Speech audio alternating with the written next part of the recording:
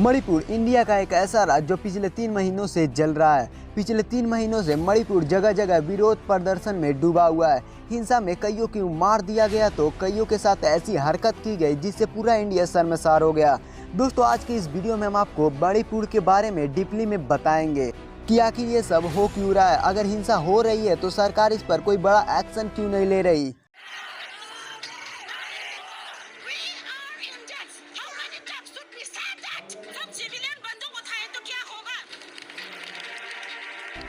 दोस्तों, ये सब जितना हो रहा है वो सिर्फ 2 समूहों के बीच में हो रहा है, जिसमें से पहली जनजाति समूह है जिसमें कुकीज लोग आते हैं और दूसरी मैतेई समूह के है जिसमें जनसंख्या भी ज़्यादा और इनका सियासी दबदबा भी रहता है। तो देखिए, मणिपुर को बेसिकली 2 भागों में बांटा गया है। पहला हिलीज एरिया और दूसरा central valleys area. Central valley का टोटल जियोग्राफिकल एरिया 10% है। यहाँ मैतेई मणिपुर की 54% पॉपुलेशन को कॉन्स्टिट्यूट करते हैं। वहीं मणिपुर की हिलीज एरिया में, जो कि स्टेट की जियोग्राफिकल एरिया का ऑलमोस्ट 90% है, इसमें नागाज, कुकी और दूसरे ट्राइबल के लोग रहते हैं। पिछले कई महीनों से डोमिनेंट ट्राइब मैतेई के लोग शेड्यूल्ड ट्राइब स्टेटस की मांग कर रहे थे। वहीं कुकीज ट्राइब वाले इसके अपोज में थे।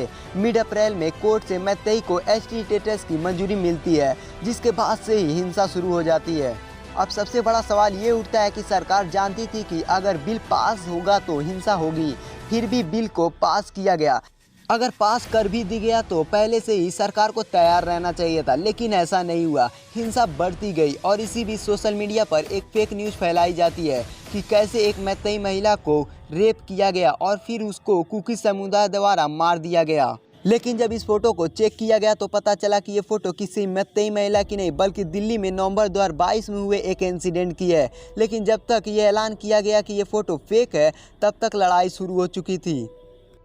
4 मई इसी दिन को नशे में कुछ मैतेई समुदाय के दर्जनों लोग 2 कुकीज महिलाओं को विदाउट क्लॉथेस रोड पर परेड कराया गया और उनका वीडियो बनाकर सोशल मीडिया पर पोस्ट कर दिया गया। इतना कुछ होने के बावजूद भी क्या किसी भी नेता को पता नहीं चला, यहाँ तक कि खुद मणिपुर के मुख्यमंत्री को भी नहीं। इस इंसिडेंट के 77 दिन बाद हमारे प्रधानमंत्री जी का एक बयान आता है, जिसे आप भी देखिए। घटना चाहे राजस्थान की हो, घटना चाहे छत्तीसगढ़ की हो, घटना चाहे मणिपुर की हो, इस देश में, हिंदुस्तान के किसी भी कोने में, किसी भी की राज्य सरकार में राजनीतिक वाद विवाद से ऊपर उठ करके कानून व्यवस्था का महात्मा, नारी का सम्मान, और मैं देशवासियों को विश्वास दिलाना चाहता हूं, किसी भी गुनहगार को बख्शा नहीं जाएगा।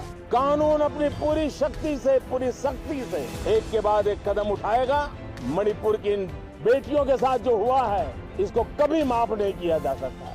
इसे देखने के बाद मैं पीएम से सिर्फ एक सवाल पूछना चाहता हूं कि 77 दिन के बाद बयान ही क्यों, और अभी तक सिर्फ 1-2 गुनहगार को ही गिरफ्तार क्यों किया गया, वो भी वीडियो वायरल होने के बाद।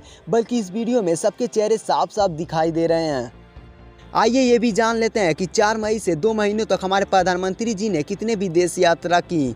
19 मई से 25 मई तक जापान, पापुआ और ऑस्ट्रेलिया, 20 जून से 25 जून यूएसए एंड इजिप्ट, और 13 से 15 जुलाई फ्रांस एंड यूएई। और न जाने हमारे ही भारत में कितने यात्राएं, वंदे भारत की स्टार्टिंग और भी बहुत कुछ।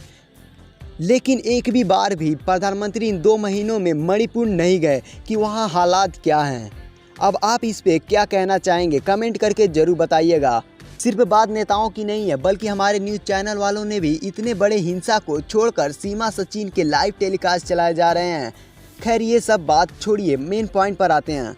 आपको बताते चले, ये इंसिडेंट 4 मई को हुआ। ऐसा भी कहा जा रहा है कि जिन 2 महिलाओं के साथ ये हरकत की गई, उन्हें पुलिस पहले से ही बचा कर ले जा रही थी, लेकिन रास्ते में मैतेई के लोगों ने पुलिस से इन्हें छीन ली और फिर 56 साल के एक व्यक्ति और 19 साल के एक लड़के को, जो उन महिलाओं में से एक का भाई था, उन्हें ऑन द स्पॉट मार दिया जाता है और फिर महिलाओं के साथ यह हरकत की जाती है। मुझे तो ये कहने में भी शर्म आ रहा है। एक तरह से आप भी सोचो कि एक इंसान दूसरे इंसान के कितने खिलाफ हो चुके हैं, वो भी हमारे भारत में।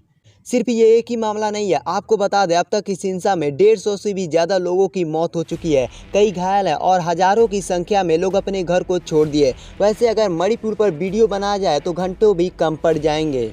अगर एक एक चीज़ों को जाना जाए, क्योंकि इसी मणिपुर पे कुछ लोगों का राजनीतिक बयान और कुछों की सफाई, लेकिन अब हम सब में सबसे ज़रूरी है कि हम एक होकर रहें, हिंदू, मुस्लिम, सिख, ईसाई या फिर कोई और कास्ट, क्योंकि कुछ लोगों का काम ही यही होता है, धर्म को लड़ाना। अगर वो ऐसा ना करें तो उनका धंधा चलेगा ही नहीं। कुछ लोगों को ये हमारी बात कड़वी लग सकती है, लेकिन यही सच्चाई है। इस टाइम आप देख रहे हैं कि कैसे भारत के दो सबसे बड़े कास्ट हिंदू और मुस्लिम 31 जुलाई, चाहे वो नू का हिंसा हो या गुड़गांव का, अगर ऐसा ही चलता रहा तो मणिपुर से ज़्यादा खतरनाक हिंसा हो सकती है, और ये हम सब के लिए और हमारे देश के लिए बहुत बड़ा खतरा हो सकता है।